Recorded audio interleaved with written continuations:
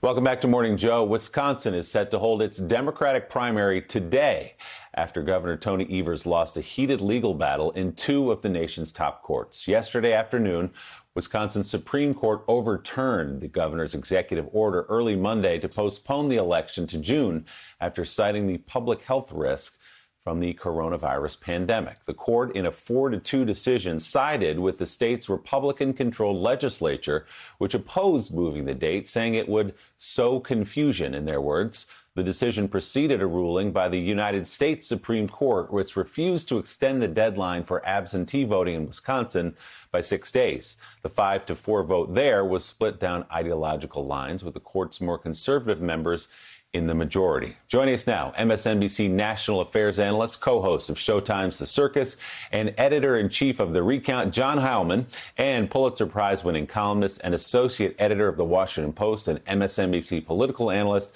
Eugene Robinson. Gentlemen, good morning to you both. John, I'll start with you. So Wisconsin's going to hold a primary today in the middle of a pandemic. What's that going to look like exactly? Well, it's going to look ugly, Willie. I mean, first of all, you're going to have tens of thousands of Wisconsinians who are going to intelligently decide not to go to the polls because they have no other choice. Yeah. You have a situation, the governor basically for weeks had held off on trying to delay the election. He said he didn't have the authority to delay the election, and he thought that because of absentee balloting and vote by mail, that the election might be able to be held safely. Then over the weekend, you had the president saying, hey, this week is going to be the week of the greatest surge with coronavirus. And that caused a huge number of poll closings in Wisconsin, to the point where there are going to be only 5 polling places open in Milwaukee today. And when the governor saw that unfolding, he said, wait a second, if we have only 5 polling places in Milwaukee and people show up, that is going to be unsafe. So I have to act now in order to safeguard the health of the voters here in Wisconsin. And so he tried to issue this order yesterday to push the election back. The state legislature, controlled by Republicans, and the state Supreme Court, controlled by Republicans, basically said, no, we're not going to do that.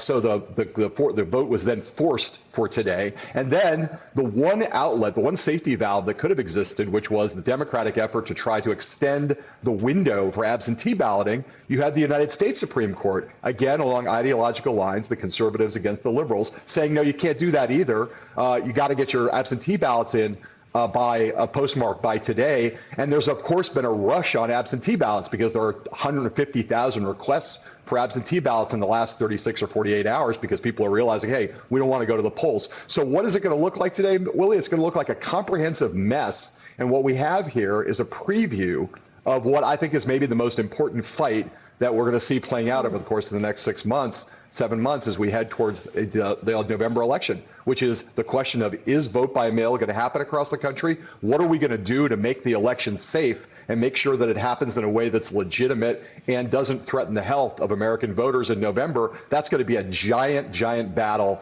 to come, and Wisconsin gives us a sense of what it's going to look like. Yeah, because the rest of the April primaries had been pushed back to June, but we don't even know if by June people will be able to go out and vote the way they hope to. So, John, what are the campaigns, the Biden campaign and the Sanders campaign, saying about the impact of this? Obviously, most people wanted this move, including the governor, to a later date. But here we are. The vote is today. What impact will this have on the contest?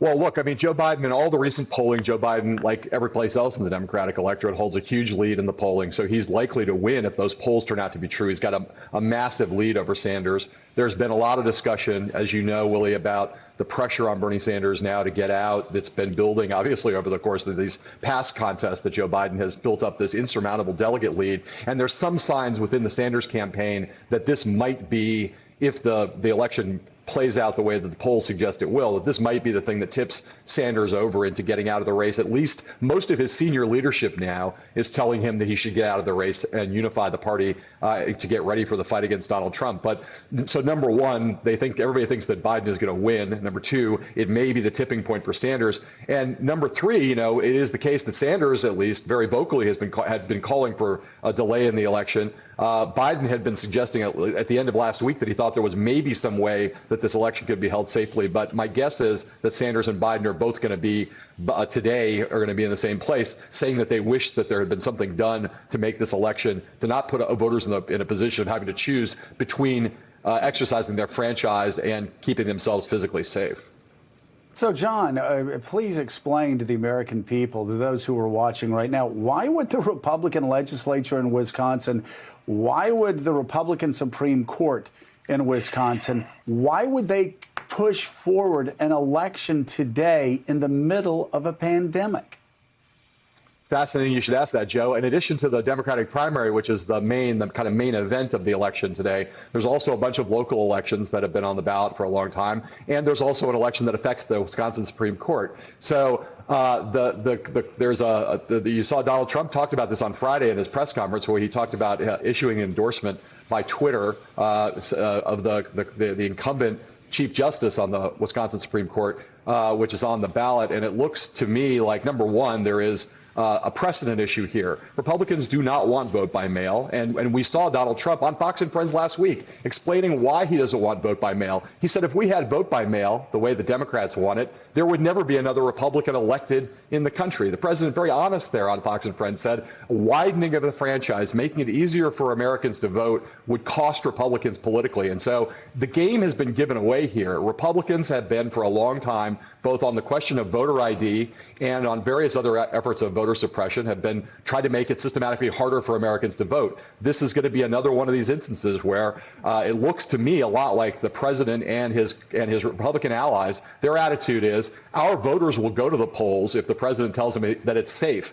Democrats may stay home from the polls because they recognize it's not safe, and that's in our political advantage. I hate to be this blunt about it, but I do believe that how this increasingly looks. Republicans, their attitude is, our voters will show up regardless of public health, and Democrats will stay home, and that works to our political advantage. So we don't want to change the system in any way that accounts for public health or makes it easier for Americans to have access to the vote. So John, if you actually look at polling throughout this entire crisis, you will find that people that support Donald Trump and people that watch pro-Trump media outlets actually are more skeptical of the coronavirus and the truth that is out there that they're ignoring.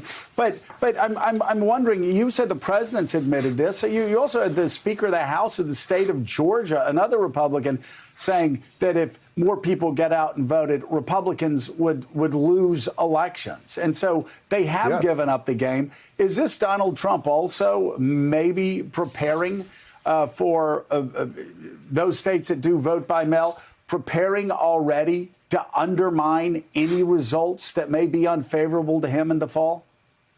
Yes, super important, Joe. I think on Friday, when you saw President Trump asked in the briefing about whether he favored these efforts that are now underway all over the country to try to extend vote by mail, the president said, I'm not for vote by mail. It's a recipe for corruption. I think you should have to show up at a polling place with an ID card with your picture on it. That's the only vote that's legitimate. That's what Trump said on Friday. Now, apparently he doesn't realize that like 50-some million people voted by mail in 2016. So we already have widespread vote by mail in this country. I'm sure everyone who watches this show knows that. But Trump is basically trying to say that vote by mail itself is inherently illegitimate. And that is a way for him, I think, to start laying down the predicate for, in an election where there's no doubt there's going to be more absentee balloting and more vote by mail than there ever has been before. He's laying down the predicate so that if he loses the election in November, he will stand up and say, this election was rife with fraud. We had way too much vote by mail. I do not accept the results of the election. I guarantee you that President Trump is thinking already about trying to build that predicate so he can